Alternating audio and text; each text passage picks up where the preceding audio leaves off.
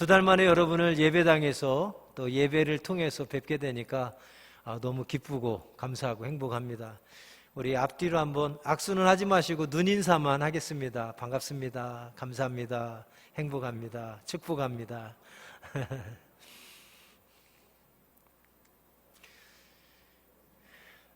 여러분, 저 강단 위에 붙어있는 현수막의 문구처럼 2021년에도 하나님이 찾으시는 예배자, 또 삶이 예배가 되는 성도들이 되시기를 주의 이름으로 축복합니다. 오늘은 우리가 2월 첫째 주일로 감사주일로 지키며 동시에 구세군 사관학교 주일로 지킵니다. 사관학교 주일은 타교단에서는 신학대학 주일이라고 해서 1년에 한 번씩 지킵니다. 역시 모든 교단에서 신학대학교, 우리 구세군은 사관학교를 너무 소중하게 생각하는 거죠. 왜냐하면 각 교단의 미래 희망이 바로 신학교이기 때문에 그렇습니다. 그래서 신학대학 주일, 사관학교 주일에는 사관 헌신자들을 발굴하고 또 그들의 양육을 위해서 우리가 힘써 기도하고 물질로 후원하겠다고 결단하고, 사관학교 교수님들과 또 좋은 교육과 훈련을 위해서, 또 사관 학생들을 위해서 우리가 기도의 후원자가 되고 물질의 후원자가 되기로 작정하는 날이 사관학교 주일입니다. 해마다 사관학교 주일을 지키는데 사관학교 주일이 되면 부담스러워하는 분들이 계십니다. 젊은이들은 혹시 나보고 구세군 사관대라고 할까봐 부담스러워하고, 어르신들은 또 사관학교 주일 헌금하라고 할까봐 또 부담스러워합니다. 그러나 우리가 그런 것들에 부담 갖기보다는 우리 구세군 미래 희망이고 우리 영등포 영문의 미래 희망이 사관학교라는 것을 우리가 알게 된다면 그것이 부담이 아니라 오히려 자발적으로 기뻐하며 감사함으로 내가 사관학교의 발전을 위해서, 우리의 희망적인 미래를 위해서 작은 한 부분이라도 내가 기여하겠다라고 하는 그런 믿음으로, 긍정적인 마음으로 하나님 앞에 드려지는 그런 복된 주일이 되었으면 좋겠습니다. 왜냐하면 구세군의 모든 사관님들은 사관학교를 통해서 교육받고 훈련받아 배출됩니다. 미래 우리 구세군이 한국 사회에서 더 존경받고 더 인정받고 하나님으로부터 더 칭찬받는, 또 우리도 자랑스러워할 만한 구세군이 되기 위해서는 좋은 사관님들이 많이 배출되셔야 돼요. 그러려면 사관학교가 발전해야 됩니다. 그곳의 교육과 훈련이 정말 좋은 교육과 훈련이 이루어질 때에 더 좋은 사관님들이 많이 배출될 수 있습니다. 그래서 구세군 사관학교는 우리 한국 구세군의 미래 희망이라고 이야기하는 겁니다. 또한 구세군 사관학교는 우리 영등포 영문의 미래 희망이기도 합니다. 요즘은요, 얼마 전에 2월 1일자로 거의 한 80명에 해당하는 사관님들이 정기 인사 발령을 받아서 전국적으로 이사를 다 했습니다. 지난 2월 1일자예요. 옛날에는 본영에서 사관들을 딱 발령내고 파송하면 그러려니 하고, 우리 영문의 담임사관님이구나 하고 다 받아들이셨어요. 지금 시대가 바뀌면서 우리 구세군 분위기가 바뀌어지는데, 요즘은 사관님이 발령나면 우리 그 사관님 안 받겠다는 교회들이 있습니다. 생겨납니다. 그 사관님 말고 다른 사관님 바꿔달라는 교회들이 생겨납니다. 그래서 발령이 났다가, 옛날에는 발령 나면 절대 취소라는 게 없었는데 요즘에는 가끔 발령 났는데도, 발표가 됐는데도 취소가 돼서 바뀌는 일들까지 또 생겨나고 있습니다. 저 자신도 두려운 거예요. 야, 이러다가 나 안 받겠다고 막 서로 안 받겠다고 그러면 어떨까? 무슨 이야기입니까? 교회마다 정말 좋은 사관님을 담임사관님으로 모시고 싶다는 겁니다. 그런데 그 담임사관님이 어디서 배출됩니까? 구세군 사관학교에서 배출되는 거예요.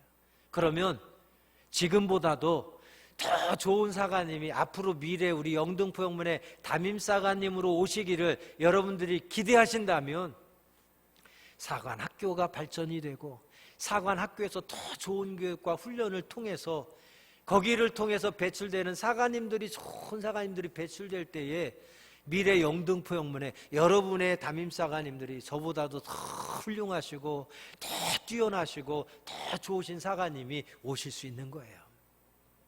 바꿔 말하면 여러분의 가정에, 여러분의 자녀들에 대해서 부모님들이 얼마나 기대를 많이 하십니까? 자녀들이 다 잘 되기를 원하시잖아요. 그 자녀가 잘 되기를 원하면서 미래에 정말 자녀들이 자랑스러울 만한 자녀가 되기를 기대하면서 아낌없이 자녀를 위해서 다 쏟아부으시잖아요. 여러분의 긍정적인 미래를 위해서.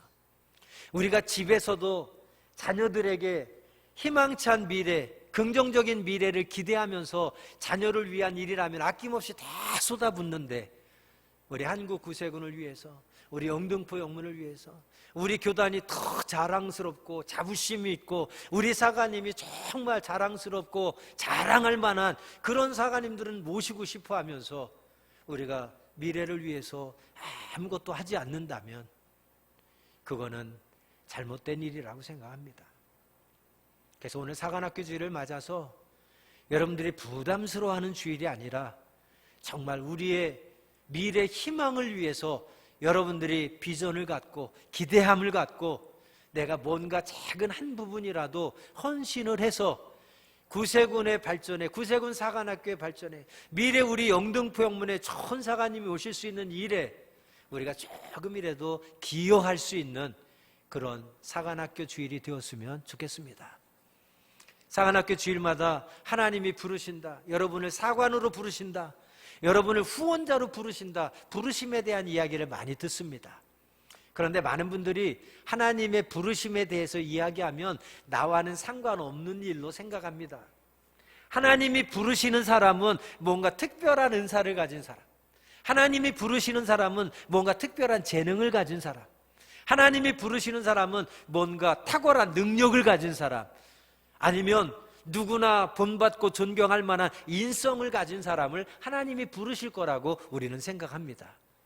그래서 나 같은 사람은 해당 사항이 없다라고 생각을 합니다. 그러나 오늘 본문 말씀을 살펴보면 하나님께서 왜 예레미야를 부르시고 있는지, 그리고 예레미야를 부르신 후에 예레미야에게 어떠한 사명을 맡겨주셨는지, 그 하나님 맡겨주신 사명에 예레미야는 어떻게 응답하는지를 오늘 본문 말씀을 통해서 우리는 확인할 수 있습니다. 그래서 오늘 본문을 중심으로 부르심이라고 하는 제목으로 우리가 두 가지만 함께 생각해 보려고 합니다. 첫 번째 생각해 볼 것은 하나님의 부르심, 다른 말로 소명에 대해서 생각해 보고, 두 번째로는 부르신 자들에게 맡겨주신 임무, 다른 말로 사명에 대해서 생각합니다. 오늘 소명과 사명에 대해서 두 가지만 함께 살펴보려고 합니다. 오늘 본문 1절부터 3절 말씀을 살펴보면 하나님은 베냐민 땅 아나돗의 제사장들 중 hil기야의 아들 예레미야를 찾아오셔서 예레미야를 부르십니다. 예레미야는 어떤 사람입니까? 요시야 왕이 남유다를 다스릴 때에 하나님께 부르심을 받아서 선지자로 활동했던 사람입니다. 다시 말해서 예레미야는 갑자기 하늘에서 뚝 떨어진 사람이 아니에요. 그리고 예레미야의 말씀을 쭉 살펴보면 예레미야는 뭔가 다른 사람들보다 탁월한 재능이나 능력이나 은사가 있었던 사람이 아닙니다. 예레미야도 역사 속에서 우리들과 같이 아주 평범하게 하루하루 살아가는 아주 평범한 사람이었습니다. 그런데 그 예레미야를 하나님은 택하시고 부르십니다. 6절 말씀을 한번 보시기 바랍니다. 하나님께서 예레미야를 그렇게 택하시고 부르시는데 그 부르심에 예레미야가 어떻게 응답합니까? 6절에 보면 내가 슬프도소이다. 나는 아이라 아직 말할 줄을 모릅니다 라고 하면서 하나님이 예레미야를 택하시고 예레미야를 부르시고 예레미야를 사용하시겠다고 말씀하시는데 그 하나님의 부르심 앞에 예레미야의 응답은 슬픕니다. 나는 아직 아이와 같아서 말도 잘 못합니다. 하나님 나를 자세히 보십시오. 사람 잘못 보셨습니다 라고 하나님께 지금 반문하고 있는 예레미야의 모습을 6절을 통해서 우리는 확인할 수 있습니다. 계속해서 5절 말씀 한번 보시기 바랍니다. 하나님께서 예레미야를 부르시면서 하신 말씀이 무엇입니까? 5절, 내가 너를 모태에 짓기 전에 너를 알고 네가 배에서 나오기 전에 너를 성별하였고 너를 여러 나라의 선지자로 세웠노라. 하나님이 예레미야를 부르신 것은 갑자기 예레미야가 떠올라서가 아니라, 갑자기 예레미야가 눈에 들어와서가 아니라, 네가 엄마 뱃속에서 만들어지기 전부터 나는 너를 이미 알고 있었다. 그리고 네가 엄마 뱃속에 있을 때부터 나는 너를 택했다. 그리고 그때부터 나는 너를 선지자로 사용하기로 내가 작정했다라고. 예레미야는 사람 잘못 봤다고, 하나님 나 잘못 보셨다고 이야기하고 있는데, 하나님은 잘못 본 게 아니라 나는 진작부터 너를 알고 있었고 내가 너를 택하기로 작정하고 내가 너를 사용하기로 작정했다고 말씀하고 있습니다. 이런 엄청난 하나님의 말씀이 예레미야에게 주어지는데, 그 하나님의 말씀에도 불구하고 예레미야의 응답은 무엇입니까? 6절 다시 봅니다. 6절에 내가 이르되 슬프도소이다. 주 여호와여 보소서, 나는 아이라 말할 줄을 알지 못하나이다 라고 예레미야가 답변하고 있습니다. 하나님이 말씀하시는데 슬프다고 합니다. 하나님이 말씀하시는데 자신을 좀 보라고 합니다. 나는 아직도 아이와 같아서 말할 줄을 모른다고 합니다. 하나님께서 네가 어떤 사람인지 다 알고 택하고 부르고 너에게 일을 맡기려고 하는데 예레미야는 계속해서 거절하는 거죠. 어찌 보면 참 겸손한 사람 같지만 하나님께서 이렇게도 너를 잘 알아서 택하고 너에게 일을 맡긴다고 하는데도 계속해서 거절하는 예레미야에 보면 겸손한 것이 아니라 답답한 모습을 우리는 또 생각해 볼 수 있습니다. 그러나 하나님께서는 답답하게 이야기하는, 의심하고 이야기하는 그런 예레미야에 대해서 실망하거나 화내지 않으시고 계속해서 7절에 하나님은 또 예레미야에게 말씀합니다. 뭐라고 말씀합니까? 7절, 여호와께서 내게 이르시되 너는 아이라 말하지 말고 내가 너를 누구에게 보내든지 너는 가며 내가 네게 무엇을 명령하든지 너는 말할지니라. 할렐루야. 두려워하지 말아라. 너 아이라고 스스로 얘기하지 말아라. 내가 너와 함께하고 내가 너를 도와주고 내가 너를 모든 일 가능하게 해줄 거니까 너는 스스로 아이라고 하지 말고, 할 수 없다고 말하지 말고, 내가 어디든 보내면 너는 가기만 하면 되고, 내가 명령하면 너는 내 말을 전하기만 하면 된다. 네가 할 것은 뭐예요? 내 말을 믿고 순종하기만 하면 그 모든 일을 가능케 하실 분은 나 하나님이라고 말씀하고 있는 것입니다. 여기에서 우리가 주목해 볼 것은 부르심과 보내심의 주체가 누구인가에 대해서 주목해 봐야 됩니다. 5절에 하나님께서 예레미야에게 말씀하실 때 하나님이 예레미야를 잘 알고 하나님이 예레미야를 부르시고 하나님이 예레미야를 택하시고 하나님이 예레미야를 사용하시겠다고 말합니다. 주체가 누굽니까?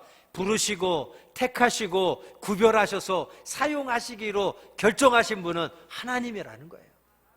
그런데 그 하나님의 말씀 앞에 예레미야의 응답은 무엇입니까? 6절에 예레미야가 말할 때 하나님은 쏙 사라집니다. 하나님은 쏙 빠져버려요. 그러면서 하나님은 없어지고 내가 슬프도소이다 하면서 나는 아이라 아직 말할 수 없습니다. 무엇입니까?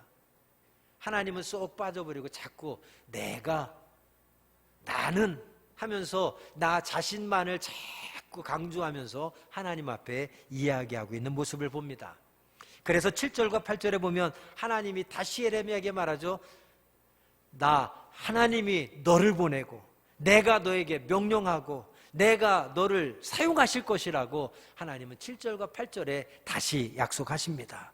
즉 네가 스스로는 부족하다고 연약하다고, 아이와 같다고, 할 수 없다고, 불가능하다고 자꾸 너 자신만을 바라보면서 그렇게 얘기하는데 네가 하는 게 아니야. 내가 할 거야. 너는 나의 도구로 쓰임받기만 하면 돼. 네가 할 것은 완벽하게 자격을 다 갖추는 게 아니야. 네가 말 잘할 수 있도록 연습하고 훈련하는 게 아니야. 네가 할 것은 뭐예요? 오직 하나님을 믿고 그 말씀에 순종하는 것이 네가 할 것이라는 거예요. 그러면 할 말은 누가 주세요? 하나님이 주셔요.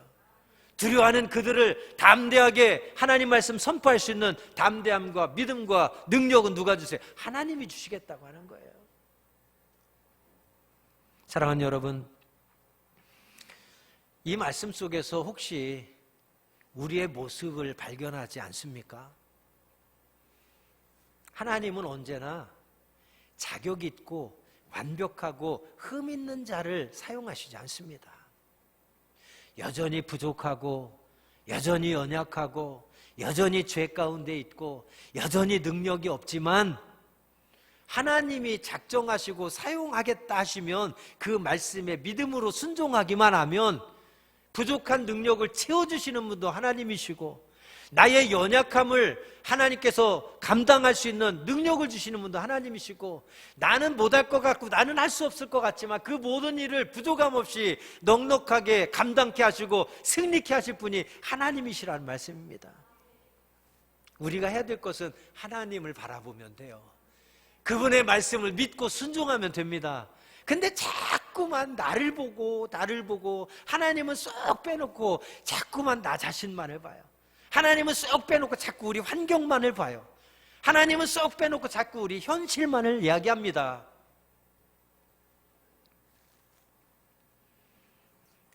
하나님께서 하나님의 일을 하실 때 그 주체는 내가 아니라 바로 하나님이라는 사실을 기억하시기 바랍니다.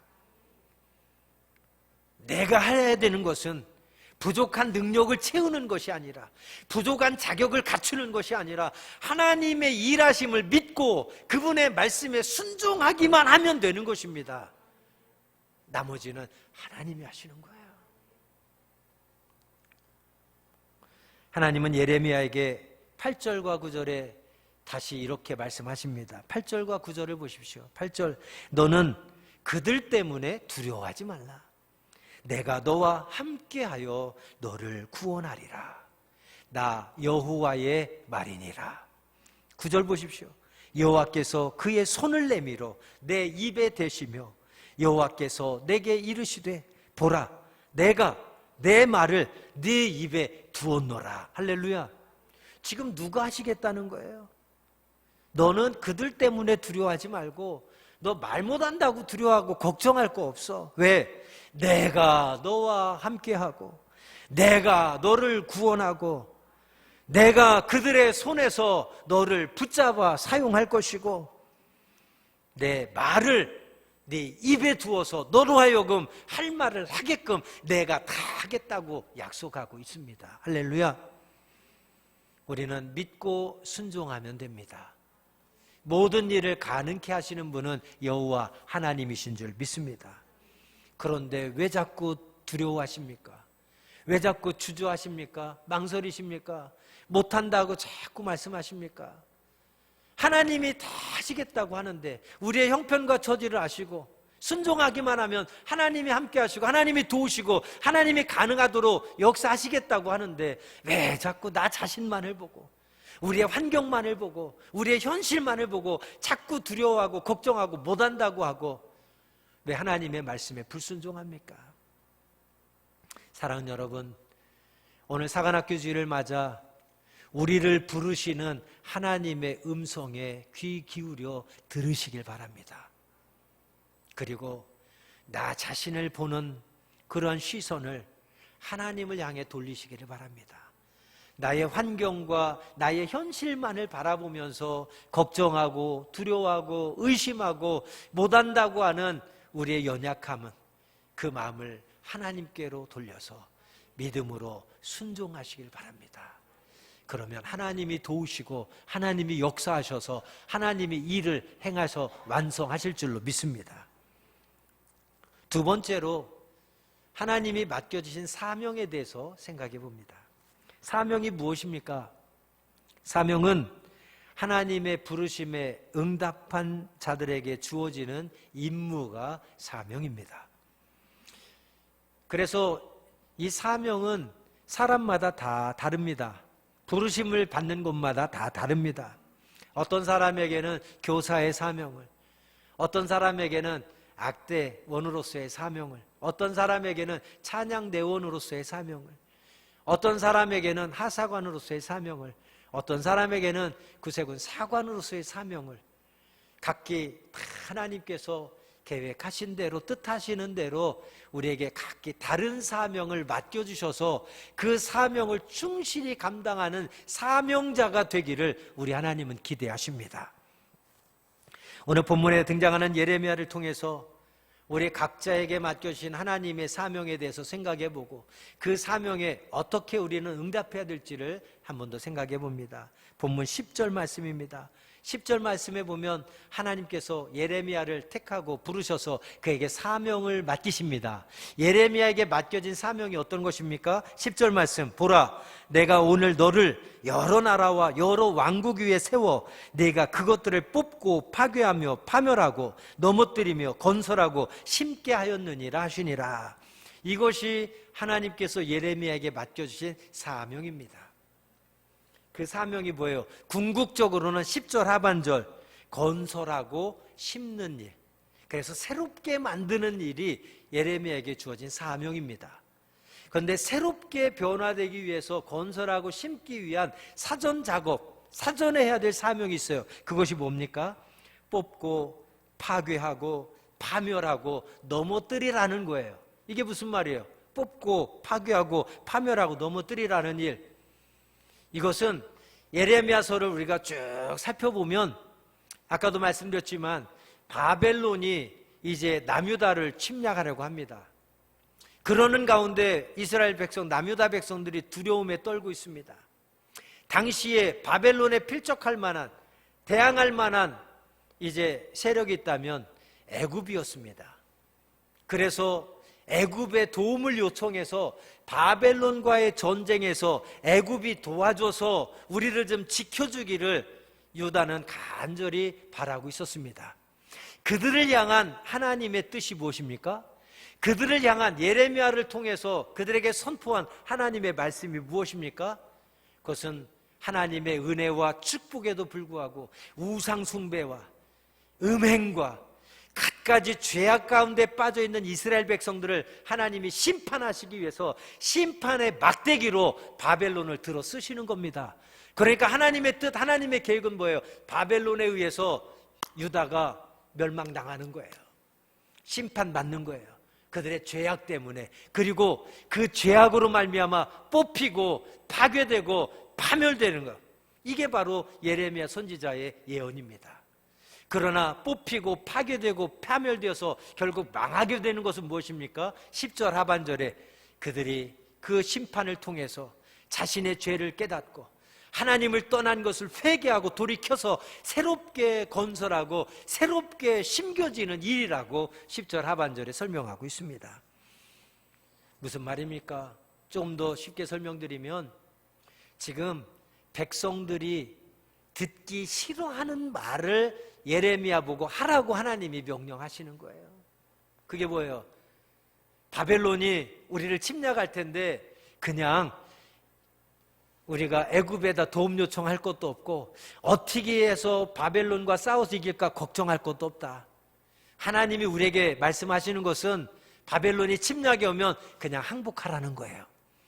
항복하고 나라가 망하고 바벨론에 우리가 다 포로로 잡혀가서 그냥 포로로 살아라 하는 거예요. 그게 하나님의 뜻이다. 왜? 너희들의 죄악 때문에 하나님이 내리신 심판이니 그 심판을 달게 받고 우리의 죄를 깨닫고 돌이켜 회개하여 우리가 새로운 하나님의 백성으로 거듭나야 된다라는 것이 예레미야가 선포한 메시지였습니다. 그런데 그 메시지를 들은 유다의 왕과 백성들이 진노합니다. 그래서 예레미야를 핍박하고 예레미야를 죽이려고 막 달려듭니다. 여러 가지 방법을 동원해서 예레미야를 핍박하고 예레미야를 죽이려고 달려드는 거예요. 왜요? 누가 좋습니까? 백성들을 하나님이 축복해 주신다, 축복해 주신다, 축복해 주신다 그러면 백성들이 기분이 좋고 예레미야에게 잘 대접해 주겠지만, 너희들 망할 것이다, 망할 것이다, 그냥 항복해라, 망하고 포로로 잡혀가라, 이렇게 얘기하는데 누가 좋아하겠습니까? 미워하고 진노하고, 그래서 그를 죽이려고 막 달려드는 거죠. 목회도 마찬가지지 않습니까? 목회자들이 강단에서 맨날 여러분의 죄를 회개하라, 회개하라, 회개하라, 여러분의 잘못하는 것을 지적하면서 회개하라, 회개하라, 이 말씀만 선포하면 교인들 중에 좋아할 분 하나도 없을 거예요. 아, 사관님은 말씀이 그렇게 핥혀서 맨날 회개하라고 하는가? 그러나 여러분, 하나님이 축복해 주시면 축복 이야기만 막 하면 여러분 다들 좋아하실 거예요. 바로 그 상황입니다, 지금. 그런데 예레미야라고 그런 심판의 말씀 전하기를 기쁘고 좋아했겠습니까? 사람들은 누구나 사람들에게 인정받고 칭찬받는 일, 그리고 자신의 좀 드러나는 일은 누구나 다 기쁘게 하려고 합니다. 그런데 손해보거나 욕먹는 일은 아무도 하지 않으려고 해요. 그런데 예레미야에게 지금 맡겨진 사명이 욕먹고 심지어는 죽을 수도 있는, 핍박을 받아서 죽을 수도 있는 그러한 예언을 선포하라고 하나님이 사명을 맡겨주신 거예요. 오늘 본문에는 구체적으로 등장하지 않습니다만 이후의 말씀들을 쭉 살펴보면 그 하나님의 명령에, 하나님이 예레미야에게 맡겨주신 사명에 예레미야는 충성스럽게 순종하며 감당하는 예레미야 모습을 우리는 예레미야서를 통해서 확인할 수 있습니다. 그 말씀을 통해서 우리가 또 하나 마지막으로 깨닫는 것은 무엇입니까? 하나님이 우리에게 맡겨주신 사명을 우리가 어떠한 사명이든지 우리는 충성스럽게 감당하는 사명자가 되어야 한다라고 하는 사실입니다.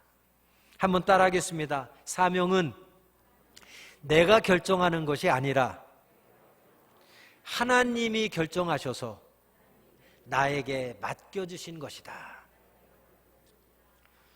이 말씀을 가슴에 꼭 새기시길 바랍니다. 사명은 내가 결정하는 게 아니에요.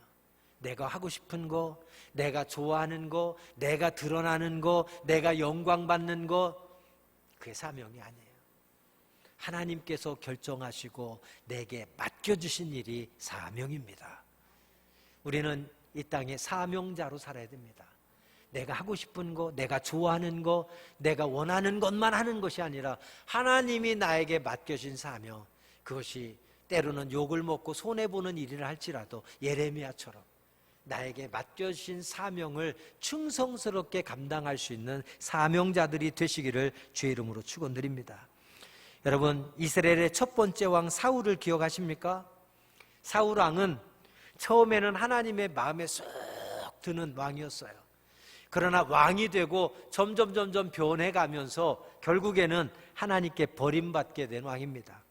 그런데 하나님께 버림받는 마지막 순간에도 사울은 하나님을 두려워하기보다 사람을 더 두려워하고 하나님의 말씀을 귀 기울여 듣기보다 사람의 말을 더 귀 기울여 듣고 하나님께 시선을 두기보다 사람의 시선을 더 의식했던 사울의 모습을 우리는 발견합니다. 사무엘상 15장 24절입니다.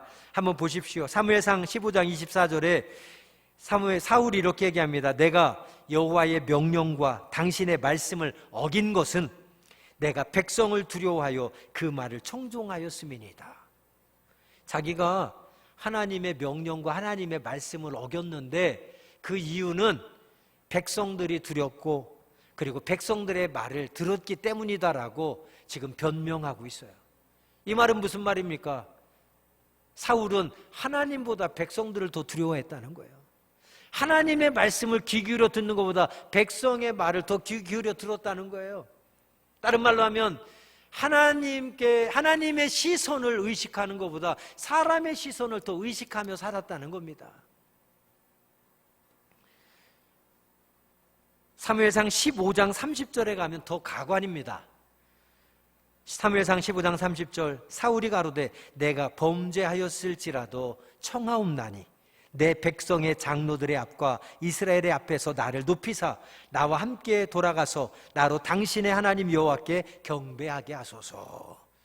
뒤에 이야기만 들으면 믿음 좋은 것처럼 들려요.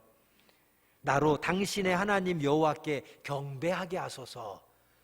나로 하나님께 예배하고 찬양하고 경배하게 해달라. 이 말만 들으면 되게 믿음이 좋은 것 같아요. 근데 앞에 말씀을 주목해 보시기 바랍니다. 사울이 가로되 내가 범죄하였을지라도, 내가 혹시 죄를 지었을지라도 청하옵나니, 하나님께 부탁드리오니 내 백성의 장로들의 앞과 이스라엘의 앞에서 나를 높이사. 죄 지었는데 왜 백성들 앞에서, 장로들 앞에 자기를 높여달라고 사울이 지금 하나님 앞에 간청합니까? 무슨 말이에요? 내가 죄 때문에 하나님께 버림받게 된다고 할지라도 사람들 앞에서만큼은 망신당하지 않게 해달라는 거예요. 사랑하는 여러분, 사람들 앞에서 망신 좀 당하면 어떻습니까? 하나님께 버림받는 것보다 망신 좀 당하더라도 하나님께 용서받고 하나님께 붙들림 받아서 다시 쓰임받는 인생이 복된 인생인 줄로 믿습니다. 사울은 지금 크게 착각하고 있는 거예요. 하나님보다도 백성들을, 사람을 더 두려워하고 사람 말을 더 의식하고 사람의 눈치를 더 보고 사람 앞에선 망신당하지 않게 해달라는. 사랑하는 여러분, 우리는 오랫동안 신앙생활을 하면서도 여전히 우리도 사울처럼 혹시 하나님보다 사람을 더 두려워하지는 않습니까? 하나님의 말씀에 귀 기울이기보다 사람의 말에 더 귀 기울이며 살아가고 있지는 않습니까? 하나님의 시선을 의식하기보다 사람의 시선을 더 의식하며 살아가고 있지는 않습니까? 내가 분명히 잘못했고 내가 분명히 죄를 지었는데도 사람 앞에선 망신당하지 않기를 기대하십니까?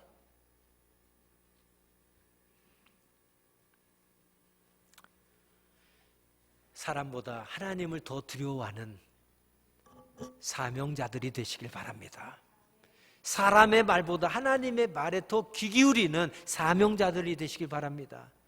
사람 눈치 보지 말고 하나님의 시선을 더 의식하며 언제나 하나님이 나를 지켜보실 때에 정말 기뻐서 어쩔 줄 몰라 할 그런 하나님의 기쁨이 되는 믿음의 자녀, 축복의 자녀로 살아가시기를 주의 이름으로 축원드립니다.